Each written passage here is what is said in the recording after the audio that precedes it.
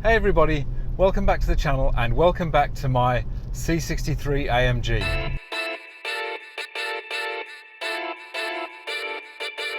In this video we're going to basically do a channel update and a garage update. So apologies first of all for not being able to put out a video sooner than this. It's been pretty busy, the weather has been terrible, but in this video I'm planning to bring you all up to speed with where we are on both cars and what's going to happen going forward on the channel. So you join us in Sydney, Australia, as usual, but not as usual. It happens to be the rain capital of the world, virtually. We have had the worst deluge this weekend, and in fact it's rained for most of last week, and it's going to rain for most of next week. And some parts of the north coast of Australia have had like 400 millimeters of rain in a day. Absolutely biblical amounts of rain, loads of flooding, people evacuated, houses flooded, really shocking stuff.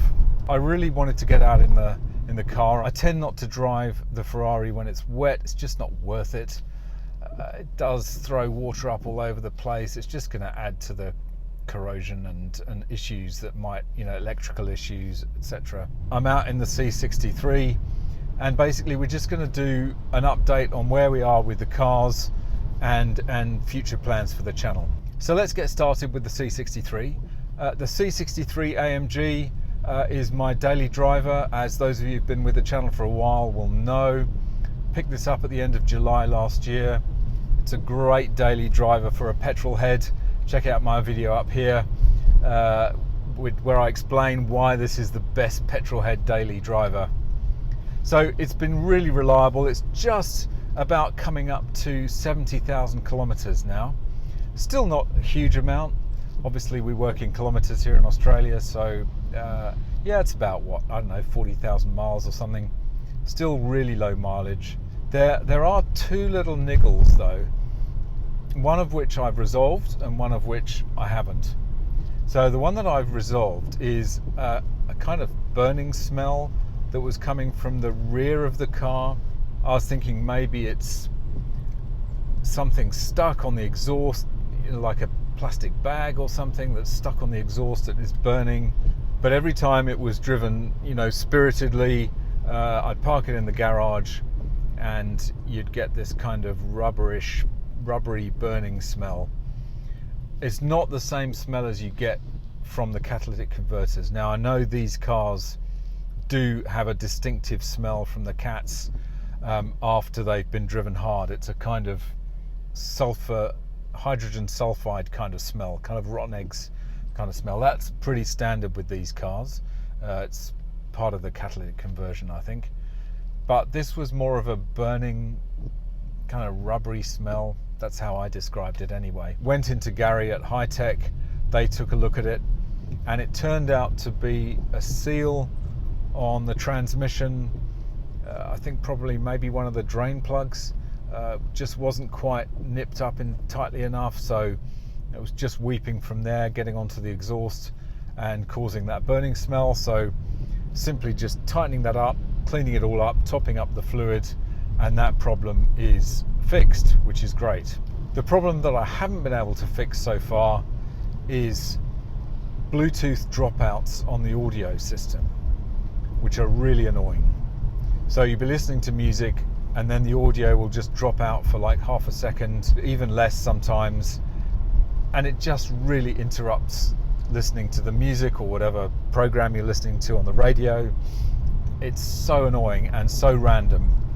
I've tried both my personal phone and my work phone. One is an iPhone 10, the other is an iPhone 11. Same problem on both. Gary wasn't able to see any codes being thrown up or stored. So the next thing I'm going to do to try and fix this problem is to actually get the firmware updated. I'm probably going to get that done through a Mercedes dealer. Way easier than trying to do it myself. And hopefully that will improve the Bluetooth performance. Otherwise, geez, I'm not even sure what I'd do next. I mean, replace the head unit, I mean, that'd be a fortune. I might have to leave it with Mercedes to diagnose that one. It's just annoying. Again, it's one of those things that's just, you know, minor but annoying and could cost a fortune to repair. So speaking of things that are minor and annoying and could cost a fortune to repair, the Ferrari. This time it's not mechanical, it's bodywork. I have a little patch of aluminium corrosion just above the windscreen on the passenger side. Tiny, probably about that big, like 2 centimeters across. I'll show you some pictures, but it's obviously the whole bodywork is aluminium, so it's not rust, it's not corrosion in the traditional sense of the word. It's not going to eat away the metal, but it's just blistering the paint a little bit. It looks a bit ugly. So I took that to a couple of places to try and get a quote for repainting, and of course the whole roof area, the rear 3/4, and even down to the sill line at the back in the Ferrari is all one panel. So essentially that entire panel will have to be repainted in one go to avoid any blend lines. Now that's going to be a substantial sum of money. The best quote I had for that bit of work was 6,000. And in addition to that, the windscreen will have to be removed because the seal around the windscreen is actually bonded to the windscreen itself. So in order to get to the paintwork on the roofline and to properly repair it, they're going to have to take out the windscreen, and there is a 30% chance, according to the windscreen guy, that it'll crack as part of that process, and that would require a new windscreen, which is of the order of $3,500, all Australian, sorry, I should say. So the question is, do we even want to bother? I think right now the answer is no. I don't think it's worth spending upwards of $10,000 to repair a tiny little patch of corrosion just above the windscreen, which nobody will ever see unless I point it out. I guess the good thing is that it is aluminium, so the corrosion is not like rust where it will actually start to eat away the steel. It is basically a surface corrosion, but it doesn't affect the integrity of the aluminium panels itself, which means that even if I decide to leave it for, I don't know, a year or more, it's not going to increase the cost when I eventually come to do it. If it was a steel panel, it would be different. You know, if you leave it a year, it's going to erode into the metal, it's going to potentially going to affect the structural integrity, and then you're talking way more money. So given that it's small, it's aluminium, I'm just going to leave it. But I am going to get the paintwork corrected and ceramic coated, because that's something I've been meaning to do since I had the car, and given that I'm not going to do this bit of bodywork, I think it's just a good idea to get that correction and ceramic coating done. So that's brought you up to date really with where the two cars are. Nothing major to report, which is good. I haven't been able to drive the Ferrari much over the last couple of weeks. The weather has been atrocious. I did have a problem with the battery going flat a couple of weeks ago. I left an interior light on and didn't have the battery tender plugged in, and I came to start the car and it was completely flat. The battery tender actually brought it back to life, which I was surprised. I was thinking I was going to have to buy a full-size battery charger to get the battery back to life, but just took a long time.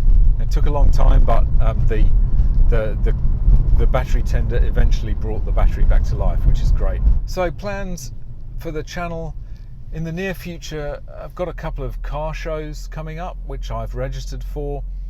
There's one next Sunday morning, and I'll do a video of that, share with you guys. And then April the 10th is Auto Italia in Queanbeyan, which is in the ACT. So anyone coming along to Auto Italia, look out for me. I'll be there. The Ferrari will be there, hopefully, assuming the weather's okay. I don't want to drive 300 kilometers to Canberra if it's raining, so it will be weather dependent, but planning on being at Auto Italia. There's a whole bunch of people from the Ferrari club going as well, and so it'd be interesting. It'd be my first experience of that particular event, so if anyone's planning on going, it'd be great to see you. Future plans for the channel.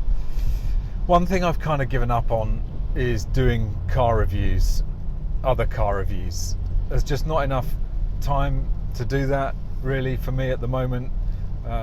YouTube is not my full-time occupation. I have another job as well, which is kind of quite busy at the moment, and I've found it incredibly difficult to get cars to review. Most dealers will have a problem with insurance. I've spent ages trying to work out this insurance issue. I even wrote to Doug DeMuro about it and got a reply from him actually, which was amazing, and about how he deals with the insurance. I think there is a different insurance regime in the US where he's able to buy a policy for himself. Costs a lot of money, but it does mean that the dealers are covered by his policy when he takes out their cars. I have tried to get a policy like that here in Australia.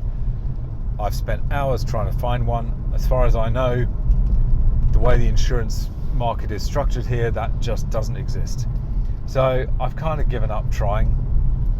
If anybody out there, if anybody in Sydney has got an interesting car that they'd like me to do a review on, please get in touch. Simon@mguy.tv. It'd be great to hear from you. If you're interested in doing a car review, that would be fantastic.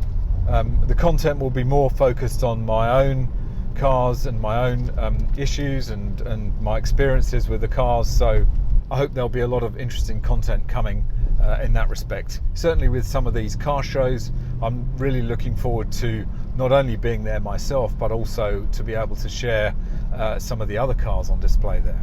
Anyway, that's just about it for this video. Just a little summary of latest things that have happened with the cars, my plans for the channel going forward. The two events that are coming up is the Vaucluse Car Club event at Watson's Bay, I think it is, on the 28th. Hoping to be there, weather permitting. And then Auto Italia in Queanbeyan near Canberra on the 10th of April. It'd be great to see any of you who might be able to come along to that. So I really hope you've enjoyed this video. If you did enjoy it, don't forget to do all the usual stuff. Share, comment, like, subscribe. It really helps the algorithm. And I look forward to seeing you in the next video. Bye for now.